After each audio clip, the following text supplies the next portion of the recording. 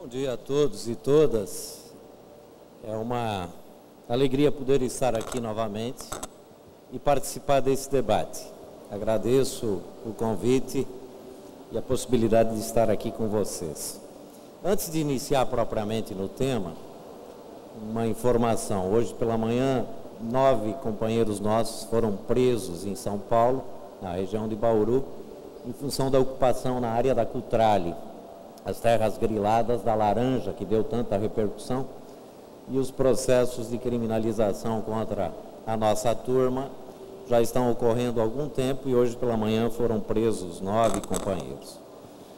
E na quinta-feira, acho que é dia 20, se não me engano, vai ter uma atividade aqui na Assembleia Legislativa, às 20 horas, que é um evento contra a criminalização dos movimentos sociais, para o qual todos e todas estão convidados.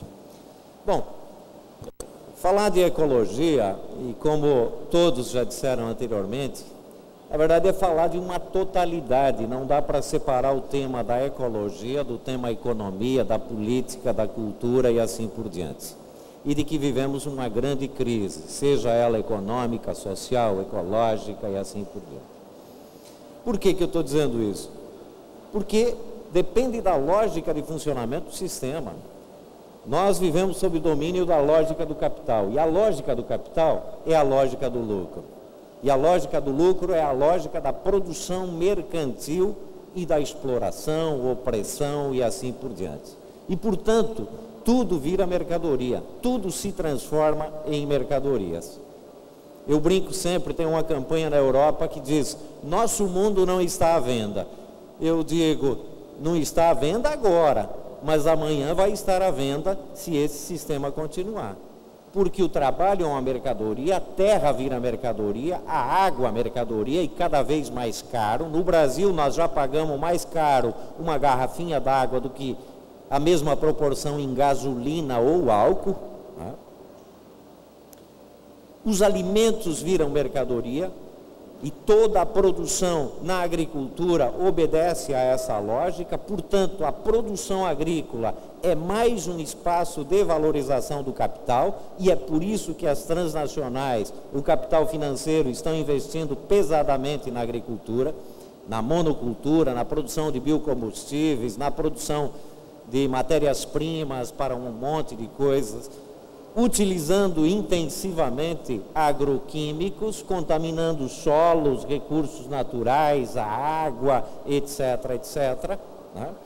E utilizando em grande medida essa ideia da diminuição do custo de produção para aumentar os lucros. Então, pegar o exemplo da produção de carnes, né? Onde nós estamos hoje produzindo um frango com 28 dias apenas de idade, desde o nascimento ao abate, 28 dias, à custa de uma quantidade grande de antibióticos e de hormônio que fazem esse poder de conversão alimento-carne se transformar muito mais rapidamente. Não se importando com a saúde pública, quais os problemas que vão gerar para a saúde pública.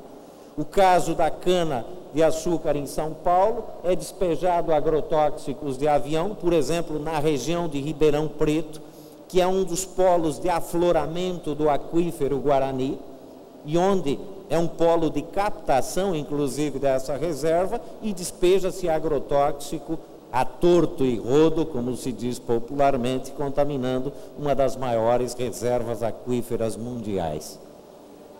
Essa é a atualidade.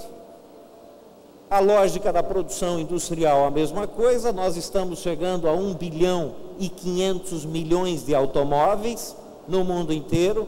Com essa tecnologia que dispunhamos, com a nova tecnologia para atingirmos 3, 4 bilhões de automóveis, é 10, 15 anos. Né?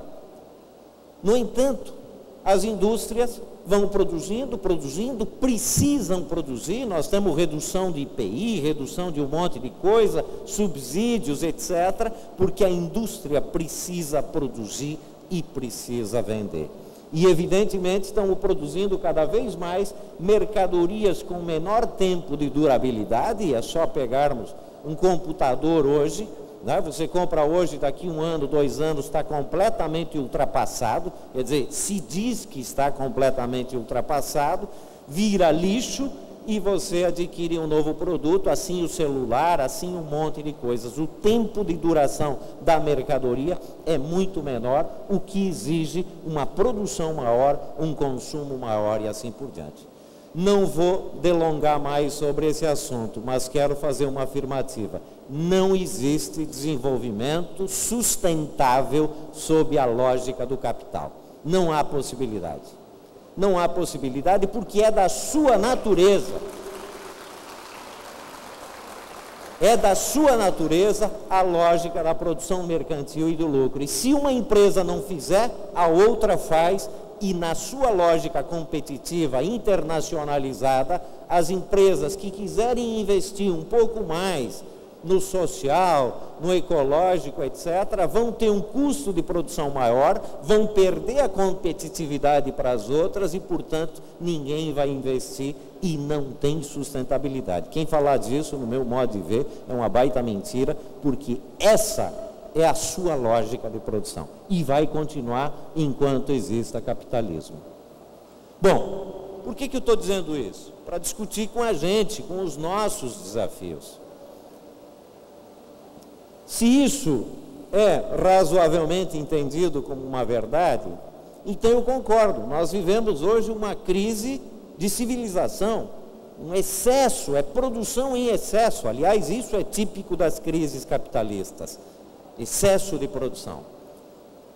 Eu brinco lá em São Paulo, eu peguei um puta desenvolvimento na Marginal Tietê, né? E em qualquer lugar das grandes cidades a gente pega esse desenvolvimento que nos impede de andar, de circular e assim por diante, né? Mas mais que isso, eu falei de mercadorias, nós estamos comercializando serviços e conquistas públicas, inclusive, que a classe obteve ao longo do tempo, estão sendo perdidas agora. E cada vez mais se privatiza a educação, a saúde, a estrada, né? Os presídios e assim por diante. O processo de privatização e transformação de mercadorias é em todas as áreas. Os românticos veem um pôr do sol na beira do rio Guaíba, que está meio poluído, pensam em namorar, levar a companheira. Um capitalista vê o mesmo pôr do sol e pensa em construir um resort para ganhar dinheiro. E assim uma cachoeira, e assim tudo quanto é coisa da natureza vai se transformando em mercadorias. Inclusive as pessoas, o seu trabalho, porque nós também não temos tempo para nada. A vida é uma loucura, a busca da venda do seu trabalho para também adquirir mercadoria, seja para a sobrevivência, seja para um consumo estimulado através dos grandes meios de comunicação. E vamos pagando e construindo outras mercadorias. O cuidado com os filhos vira uma mercadoria que a gente compra também, porque não tem tempo para cuidar dos filhos, ninguém mais tem tempo. A ausência nossa com os filhos, nós compramos com mercadorias também, né? A nossa presença ou a nossa ausência, nós buscamos comprar através de quinquilharias e assim por diante, né? O pai, a mãe, o avô, que era uma tarefa familiar, hoje nós contratamos também um serviço para cuidar deles, porque nós também não temos tempo para absolutamente nada, estamos atabalhoados num monte de correria, de loucura, num estresse cotidiano, a busca de vender o nosso trabalho para comprar mercadorias e assim por diante.